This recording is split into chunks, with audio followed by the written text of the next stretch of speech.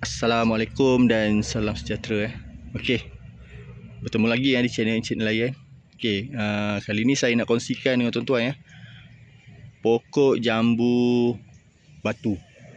Okey, pokok jambu batu ni adalah pokok jambu yang ditut. Okey, biasa pokok jambu ni memang kita akan tut lah. Memang dia cepat berbuah. Okey, keistimewaan pokok jambu batu ni dia rajin berbuah. Buah dia besar dan dia tak ada musim. Okey, kalau tengok kat sini, kita tengok ni. Setelah hampir 3 bulan disaling ke polybag, akhirnya dia mengeluarkan buah lah. Dia keluar buah, tapi buah ni tak jagalah. Biar macam tu je, cuma dia tak cantik. Tapi okey, dia dah nampak boleh mengeluarkan hasil. Okey, pokok jambu batu ni dia biji dia tak berapa besar sangat. Isi dia lembut.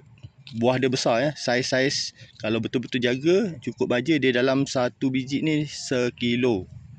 Okey, pokok ni adalah pokok tut. Kalau tuan-tuan rasa berminat untuk membelinya, tuan-tuan boleh tengok dekat link bawah ni. Okey. Saya ada tanam banyak pokok jambu. Ada yang warna merah, biji kecil, ada yang tak ada biji. Jambu seedless lah. Okey, yang ni ada biji cuma yang ni buah dia agak lembut, rangup, buah dia besar. Biasa yang orang tanam yang jual-jual kat pasar raya tu adalah model yang ini. Pokok yang ini.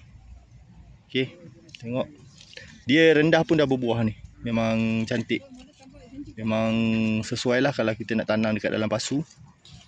Okey. Kalau minat boleh roger saya Okey, ngam jambu batu.